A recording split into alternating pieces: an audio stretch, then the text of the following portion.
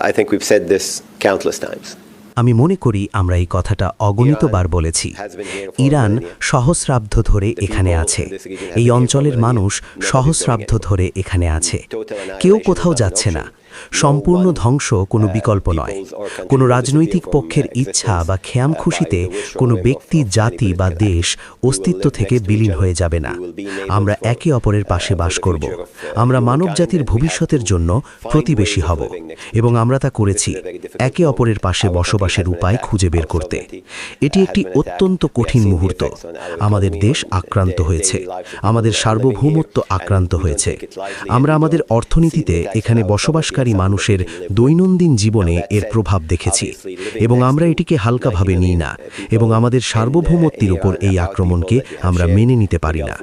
এখন একথা বলার পর, যেহেতু আমরা প্রতিবেশী, ইরানের 9 কোটি মানুষ গর্বিত, যাদের সাথে আমরা সহস্রাব্দ ধরে উপসাগরীয় অঞ্চল ভাগ করে নিয়েছি, যেমনটা আমি বলেছি, তা চলতেই থাকবে এবং আমাদের এই পরিস্থিতি থেকে বেরিয়ে আসার একটি উপায় খুঁজে বের করতে হবে।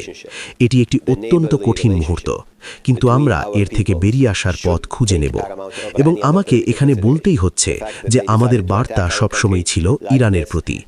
আমাদের জনগণের মধ্যে ভ্রাতৃত্বপূর্ণ সম্পর্ক, প্রতিবেশী সুলভ সম্পর্ক অন্য যে কোনো রাজনৈতিক বিবেচনার ঊর্ধ্বে থাকা উচিত। তারা যেভাবে আমাদের দেশে হামলা করার সিদ্ধান্ত নিয়েছে তা সুপ্রতিবেশী সুলভ সম্পর্ক বা সেই ভ্রাতৃত্বপূর্ণ সম্পর্কের মূল ভাবকে তুলে ধরে না।